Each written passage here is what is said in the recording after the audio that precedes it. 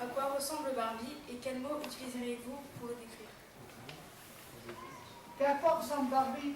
Ben, je vais te dire, moi, on ne connaissait pas à Lyon Barbie, on n'en parlait pas parce que la Gestapo était installée dans un très bel endroit qui avant était l'école de santé militaire, c'est-à-dire l'endroit où les jeunes médecins ou ceux qui faisaient médecine se destinaient à être médecins militaires ou terrestres, ou navals, ou aériens. On commençait d'en avoir dans les classes. Alors ils avaient viré tout le monde, et puis ils étaient installés là.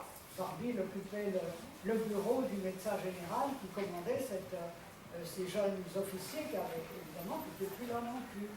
Et quand on a monté pour ces opérations d'évasion, il fallait chaque fois.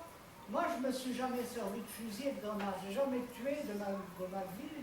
J'ai tué des serpents, j'ai tué des araignées, mais je n'ai jamais tué personne. Je trouve que quand on sait le prix de la vie, qu'on a mis quelqu'un au monde, c'est pour ça d'ailleurs que je m'étais spécialisée dans les évasions. Je crois que l'important, c'est d'essayer de sauver la vie des gens. Alors, il fallait trouver toutes les fois qu'on faisait une évasion, on ne s'évade pas d'une prison, il faut trouver la combine. Pour d'autres prisons, la combine, ça avait été de s'entendre en payant le prix à un gardien de prison qui donnait un médicament, qui donnait la fièvre aux prisonniers. Comme il avait une forte fièvre, le directeur qui n'était pas au courant disait « Oh là là, ça va être contagieux » et il l'envoyait à l'hôpital. Et quand quelqu'un était à l'hôpital, c'était plus facile. On arrivait, pour moi, je préparais le coup avant, je leur disais à quel endroit ils étaient, et alors, arrivé à l'hôpital, l'un qui était en uniforme allemand, l'autre qui avait un grand manteau en cuir comme emportaient les gars de la Gestapo, et un Français qui faisait l'interprète. Il disait qu'il était l'interprète, et qui disait, on vient chercher un tel, des fois il y en avait 4, des fois 3, des fois 2, et on les emmène pour interrogatoire. Et régulièrement, les médecins disaient, c'est pas possible, il est trop malade, on va s'en occuper.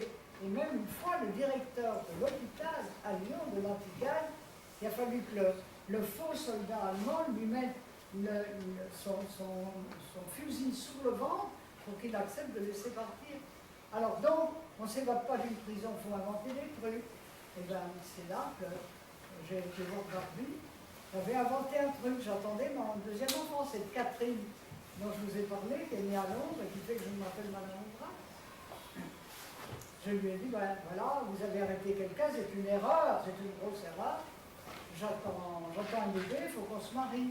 Parce que vous, on ne dit plus maintenant, on ne dit plus de fille mère, on dit une mère célibataire. Mais dans mon temps, à cette époque-là, il y a 60 ans, une fille mère, c'était le déshonneur de la famille. Alors si on est deux Barbentales, vous voyez jusqu'où ça va. Et moi, je connais des familles toutes simples dans ma Bourgogne, où les parents ont mis à la porte une fille qui attendait un bébé. Quand on était jeune fille, nous, c'était considéré comme un déshonneur. Donc, en 1943 encore, et dire quand on est homme qu'on veut se marier, j'ai pas demandé ça, je voulais me marier. Parce que pour se marier, il fallait sortir de la prison, puis aller ou dans les locaux de la Gestapo, ou dans une des mairies des 8 arrondissements de Lyon.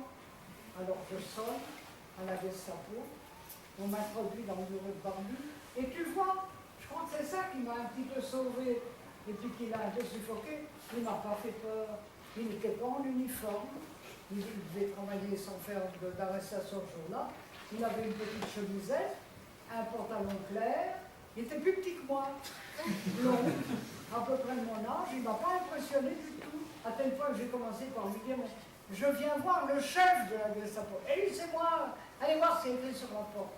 En effet, il avait écrit, je ne sais pas quoi, sur la porte, c'était lui le chef. Et puis je lui ai expliqué mon affaire. Alors il arrive, il m'a dit, l'école donnée à mort, je ne le reverrai pas. Et puis il m'a foutu dehors.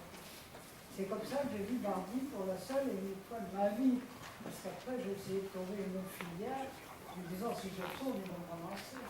Il a été arrêté une cinquantaine d'enfants juifs à une quarantaine de kilomètres de Lyon. Il les a mis dans un wagon de marchandises avec leurs moniteurs et monitrices, direction Auschwitz. Ils ont été immédiatement gazés et évidemment ensuite pensés au crématoire. Et les crimes contre l'humanité, c'est pas pareil que les crimes de guerre. Les crimes de guerre, au bout d'un certain temps, c'est amnistié. Parce que quand on fait la guerre, ben on fait la guerre, c'est pour se battre contre quelqu'un d'autre et éventuellement tirer et tuer. Dans les crimes de guerre, c'est pas condamnable, sauf si c'est des crimes qui sont monstrueux, mais encore, il faut que ça soit jugé très vite. Tandis que les crimes contre l'humanité, on dit que c'est imprescriptible.